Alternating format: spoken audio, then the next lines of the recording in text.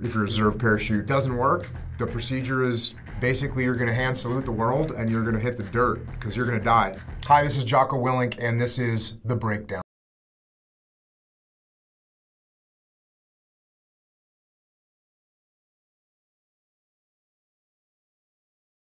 This is the movie Navy SEALs. What's our altitude? It's about 30,000. It's 6 miles up. Halo jump is high altitude, low opening. You skydive through the radar so they don't see you. You go at such a high altitude that they can't pick you up, and then you open your parachute at a low altitude where the radar is ineffective. You'd be using this if you wanted to go somewhere and you didn't want anyone to know you were there. It allows you to get in without being detected. Halo jumping is fun. So if you're just training, you're gonna have a good time. If it's night combat equipment halo jump, there's gonna be a little bit more intensity in the situation, but if it's just a fun free fall that you're doing during the day for good times, everyone will have a good attitude and be having fun with it. Let's go back. Loading magazines, that's pretty unrealistic. You should have your gear prepped prior to the jump procedures. 45 minutes at the beach landing site!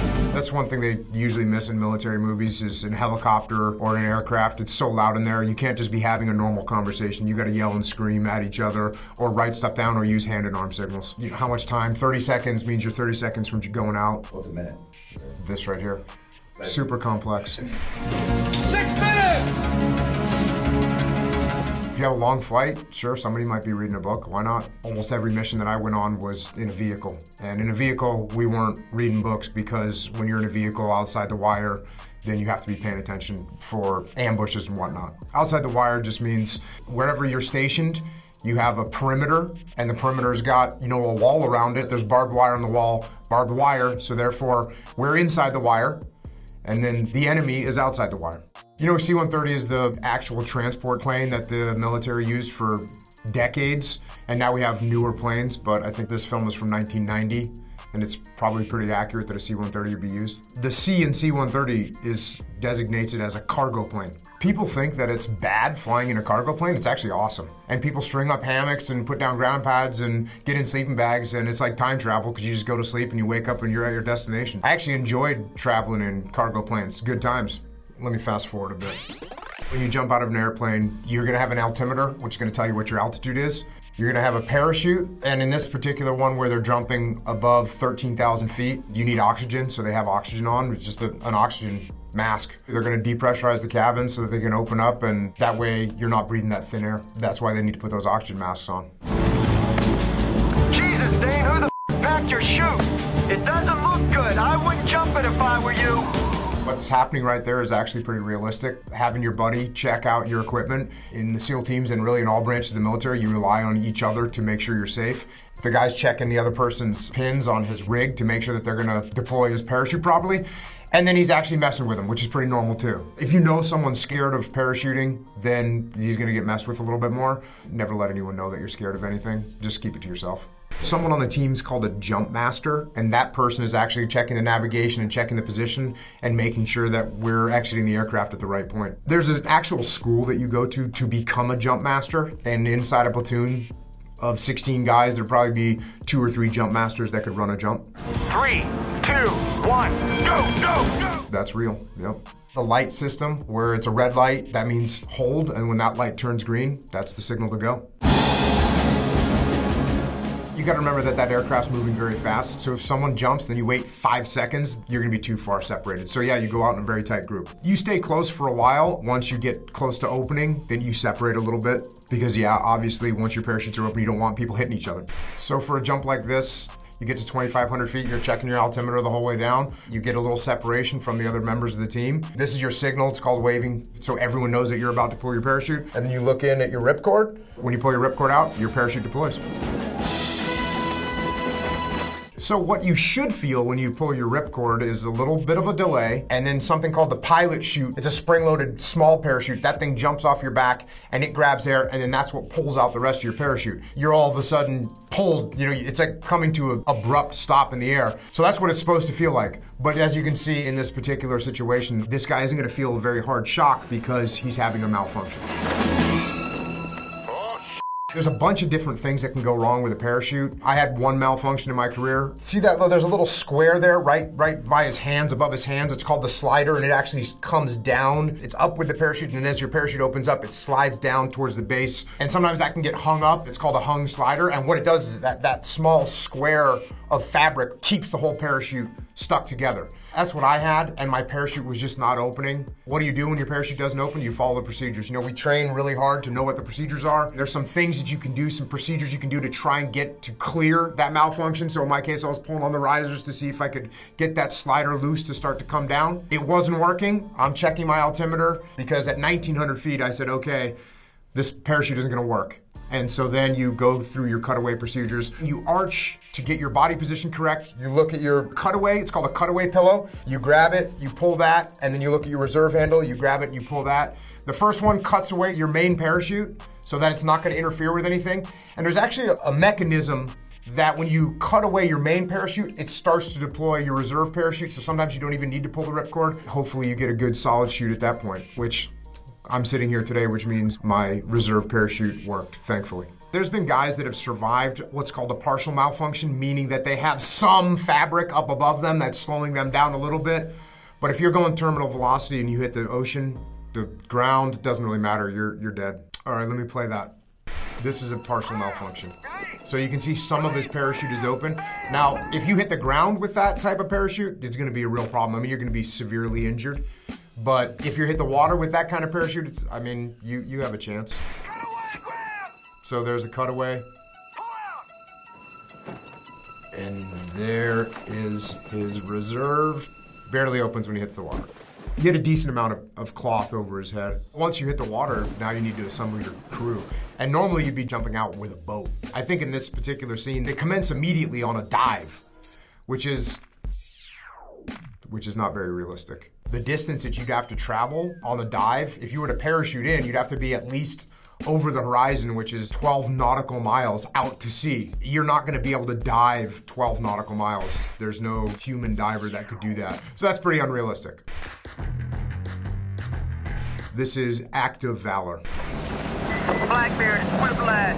Have you loud and clear. Standing by on this set. I think what they're trying to simulate here is something called a rigid hull inflatable boat, which is a kind of common craft used in the SEAL teams. It's actually used for these type of situations that they're showing right now in this movie, which is moving up a riverway where you have a little bit more latitude to use a bigger craft. Push to your location at 15 mics. 15 mics just stands for minutes. Mics is minutes, it's kind of interchangeable. So the things on their helmet, this guy's got an actual light. I don't know why he's got it pointing backwards, but he's got a normal camping headlight. And then the other thing that they've got is a night vision mount, but there's no night vision on their gear right now. Well, we move underwater a lot, but we do it while we're diving. So appearing like that is not very realistic. One of the hardest things about maintaining a weapon is bringing it through the water, especially in the ocean. This is regular fresh water, so it's gonna be a little bit easier. It's still, when you get out of the water, you have to make sure that the barrel is clear, and you have to drain the water out of the weapon. Just because you're in the SEAL teams does not mean that you are a sniper. Sniper is a specialized school that guys go to, and there's a bunch of different schools. You could be a communications expert, you could be a medic, you could be what's called a breacher, where you work with explosives to open doors. I was a communicator, so I went to a communication school. I went to a ton of other schools on top of that. But as far as major designations of schools, I didn't go to sniper and I wasn't a breacher either. Freeze this frame. The reason you haven't seen a drone like this before is because in terms of drone technology, this is ancient. These were very difficult to fly. I mean, nowadays they have little quadcopter drones that a 5-year-old could fly around if they wanted to. These were a lot harder to fly. You had to be a little bit more of a pilot to make them work. It didn't take very long for these types of drones to not be used by anyone. For just about any mission, you're gonna try and maintain security and silence for as long as you possibly can. And then the biggest thing you want to get on the enemy is surprise.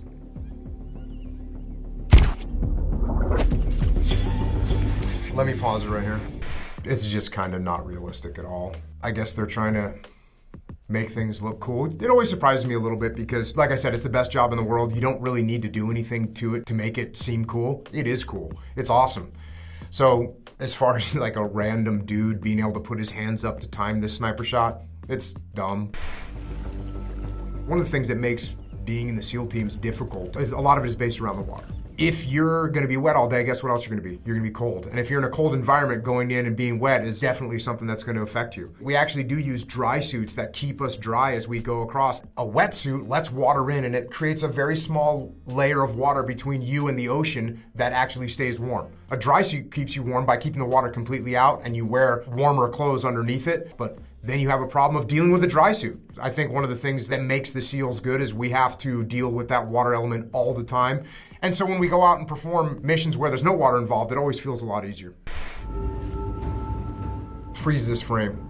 When you go to sniper school, you actually build your own, that's called a ghillie suit, what they're wearing. And when you go to sniper school, you actually build your own ghillie suit. There's parts of it that you can buy, but essentially they build those ghillie suits themselves, and they will adapt that ghillie suit for different environments. So if they're in a jungle environment, they'll make it more green. If they're in a desert environment, they'll make it more sand colored. And just depending on what environment you're in, you'll adapt your ghillie suit to match that.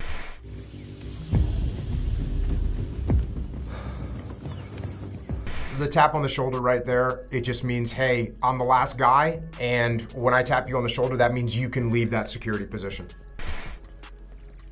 The problem with a hallway is there's a lot of unknown space ahead of you. Behind every one of those doors could be a threat, so what you have to do is you have to maintain that security. If somebody just throws a hand grenade down that hallway, it's going to be a problem. If somebody sticks a weapon around one of those doors and starts shooting, it's going to be a problem. So hallways are definitely not somewhere we like to hang out. The person that's looking forward has to maintain that front security. The person that's behind them, or maybe two people back, is actually controlling the flow of the rest of the guys. I got 2 squares coming out the back door. Everyone's wearing a radio. Certainly they'll utilize the radios if you're out of line of sight of someone else. Also, you just use verbal commands. I mean, once the shooting is started, we're not surprising anyone, so we'll talk to each other, especially people that are in the vicinity. Rather than having 30 people in the element all talking on their radios trying to explain things, it's better to have the groups that are isolated together communicate just verbally. If you have to communicate with someone that you're not within line of sight, then you can get on the radio. This is American Sniper.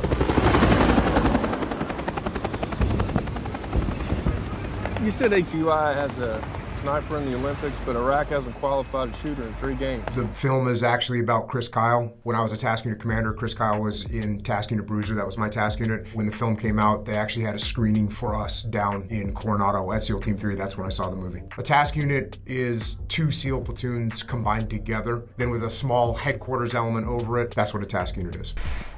Well, that's because Mustafa's not Iraqi. In this particular case, what they're trying to show is that the sniper's not going to be alone. He's going to have some kind of security with him. Because if you're alone and you're looking down your sniper rifle, then no one's covering your back. In this, they're showing Chris with one other guy. The reality of the situation in Ramadi, which is where Chris was with me, wasn't just 2 guys or 3 guys. Most of the time, it was 7, 8, 10, 15, 20 guys to maintain a sniper position. 2 things that are kind of diametrically opposed that are going on when you're in a situation like this. They all want some kind of protection, which is why they're staying close to a wall, that makes sense. However, if you get too bunched up and a roadside bomb or an IED goes off, a booby trap goes off, obviously the closer you are together, the more people it's going to wound. Hey, there's times when you get bunched up and you might be with 2 or 3 people to hold down a corner, but any military individual that's watching that is not going to get a good feeling seeing everyone bunched up like that.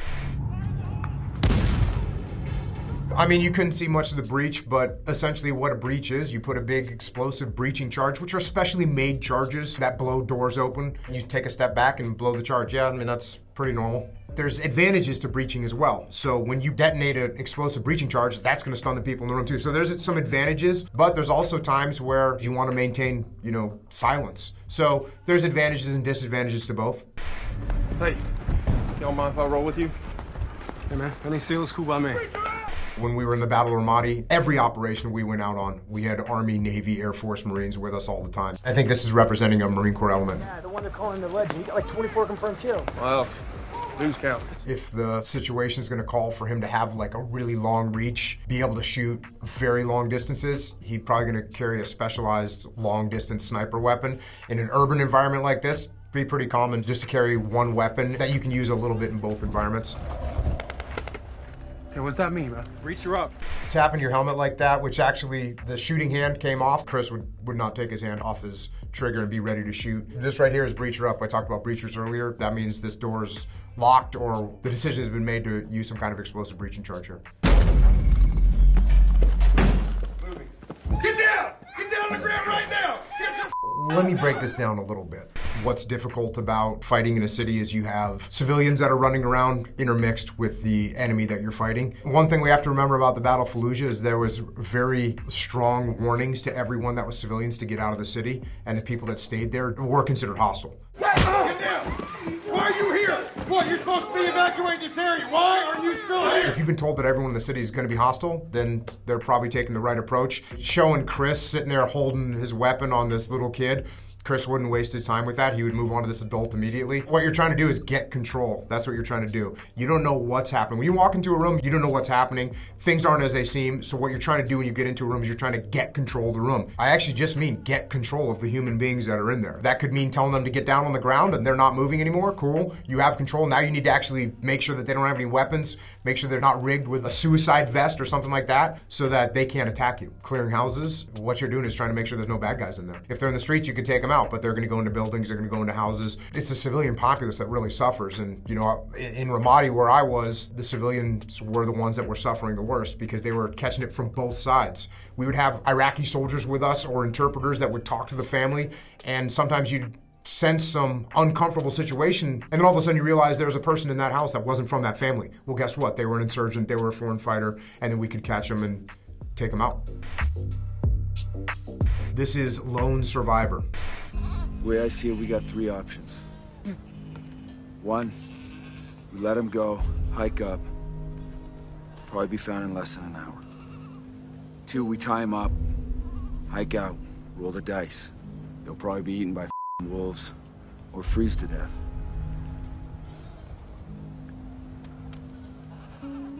Three, we terminate the compromise. You know, in the SEAL teams, most of the time, everyone has the same general idea of what we should do. Unless something is just grievously a bad call, then someone might say, hey boss, that's not a good call right now.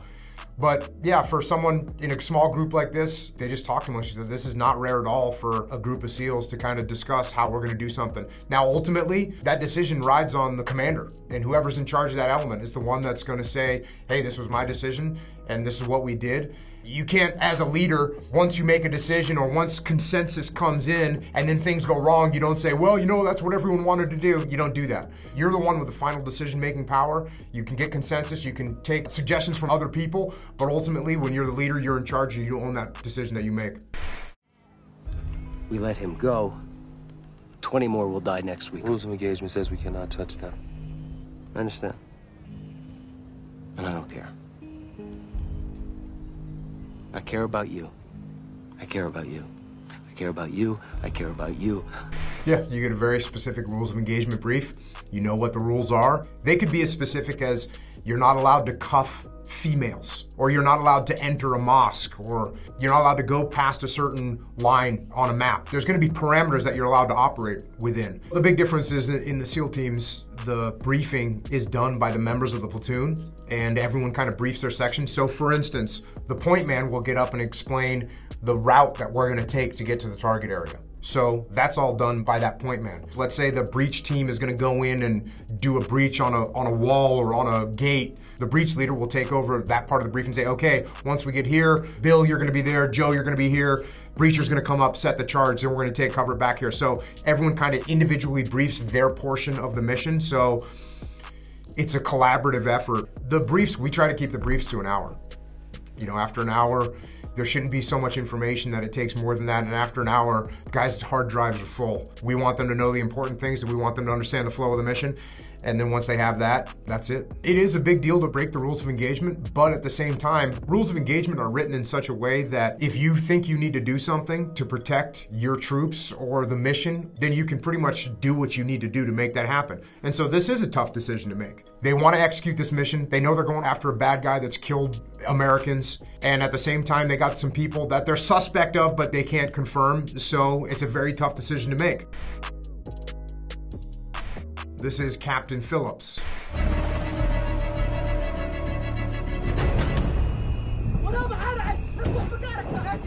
In this particular situation, it's a maritime environment. It's on boats, and SEALs are the maritime component of U.S. Special Operations. So if there's a strictly water operation like this, it's most likely going to be SEALs that are going to be executing that operation. Sir, the pirates have just issued a threat. What's the translation? If he moves again, shoot him. That looks like it's just the control room on a Navy ship. That's what it looks like. There's a bunch of screens there. There's a lot of communications going on in there. There might be 10 or 15 people that are in there observing what's going on and communicating with each other. That's one of the things that we do all the time when we're training is we shoot what we call hostage scenarios. So they'll put a friendly target in front of a non-friendly target, and we'll have to go in and shoot the bad guy without shooting the good guy. My task unit conducted one hostage rescue during our deployment to Ramadi, where we went and rescued a 15 or 16-year-old kid that had been kidnapped by insurgents and was being held for ransom. Rescued that kid, and it was successful. It's something that we train for. It doesn't happen very often. Hostage rescues are very challenging situations because if you know a building's filled with bad guys, well, then you can be very liberal in how you employ your weapon systems. If you're going against a target where you know there's friendlies there, like a hostage, then you have to be much more discriminatory in how you engage the enemy. Alpha and Charlie Red, we are 3 red at this time. 3 red. Alabama Lifeboat, this is the negotiator. If you harm the hostage, we do not have a deal. I've never heard of a negotiation going down in a military scenario because we're assuming that the people that have the hostages are hostile and what they need to do is die. You know, the SEALs that conducted this operation are some of the best guys in the entire world, and when they're gonna take a shot, they're gonna be ready to take that shot. And I don't know about this coordination system. If they used it, awesome, but if they didn't, it wouldn't matter. These guys are gonna get the job done. Stop the tow. Roger, stop the tow. Execute. Generally, decentralized command is what we're dealing with. So in that case where the snipers are co-located like that, they'd probably be just communicating amongst themselves. You want your subordinate teams, when they launch, you want them to have the green light to go when things are ready. So that's a little bit micromanaged, but I don't know how it unfolded exactly for real. We do know one thing, they rescued that guy and killed the bad guys, so credit. A lot of my vocabulary is infected because I was in the SEAL teams my whole adult life. I mean, occasionally I'll get a funny look. If I say check, for instance, that's one where if you tell me something, I might say back to you, check. That means I understand and I'm good with what you're saying. No factor, which is you tell me that something's going on, I might look at you and say no factor, which means I got this. And those are good ones because they're used a lot. I mean, you can use a lot in everyday life. You know, if someone says, oh no, there's, you know, traffic on the highway, no factor, I'll take the side roads. Like, just normal stuff like that. But yeah, there's a ton of things that we say in the military. It's just the way it is. You go into any organization, they're gonna have their own little words that they use. That's just the way I talk now. This is 0 Dark 30.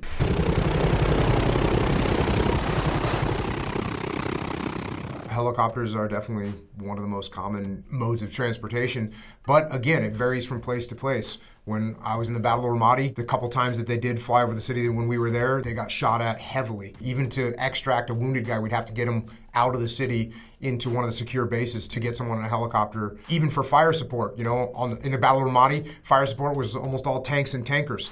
So God bless those guys for what they did. But in a situation like this, they're traveling long distances. In Afghanistan, they used helicopters all the time.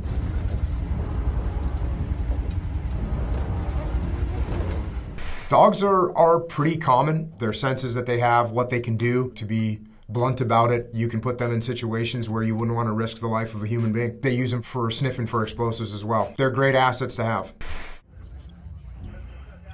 Yeah, it looks like they're just naming what those helicopters are called, and that's normal. Different aircraft will have different call signs. In this case, they're Prince 5-2 and Prince 5-1. I think what they're trying to represent is different phase lines of an operation. So in other words, as you move in towards a target, you'll have different marks. When you get past those marks, you'll call them up the chain of command. So everyone knows, hey, we're at phase line Alpha, phase line Bravo. So everyone's kind of aware of where the mission is as it takes place. Hey, Justin, what are you listening to? Tony Robbins. Tony Robbins, really? You should listen to it. I got plans for after this. It looks like he's got some noise-canceling headsets over his iPhone, so he'd probably be able to pull it off, crank up the volume. That's just the border between Afghanistan and Pakistan. Guaranteed to have a a phase line at that border. We've just crossed the border, now entering Pakistan. Pakistani comms, no chatter. Even though they've crossed into Pakistani land, they're not hearing any communication from anyone. So they're saying, hey, look, we've gone into Pakistan, but no one's talking about it, which is a positive sign. Their night vision, it looks like, in all these. Sometimes there's some more advanced goggles that have thermo as well, but from what I can see in these pictures, it just looks like regular night vision. Yeah, some of those are just even more advanced night vision goggles that give you a better field of view.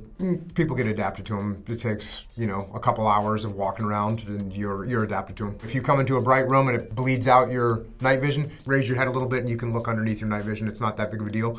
Or you can just flip them up. You go into a dark room, you can just kind of knock your head forward a little bit and those night vision will slip back down. So everyone finds their own little techniques on how they're gonna do it. 30 seconds. Yeah, basically there's a big thick rope. Grab hold of that rope and you slide down it like a fireman going down a fireman's pole. Pretty straightforward. Stay tight. Stay close when the bird sets down and takes off. You want your group to be assembled pretty closely until you start to move towards the target. I'd say one of the big misconceptions that people have of people that are in the SEAL teams is that they're some kind of superhuman individuals. You gotta remember that SEALs are just people and they train really hard, work really hard to try and be good at our jobs, but they're still people and they're not just Terminator robots. We watch a bunch of movies of these different operations or these fictitious operations, but we gotta remember that the SEALs, just like every other branch of the service, has taken massive casualties, not only in our history, but in these recent wars. So even though it might look cool, you gotta remember that there's been real sacrifices made, not just by the SEALs themselves, not just by the Marines and the Army and the Air Force, but the families that are at home as well that suffer those losses and live with those for the rest of their lives. We always have to remember what the real sacrifices are. That was my breakdown. Thanks for watching.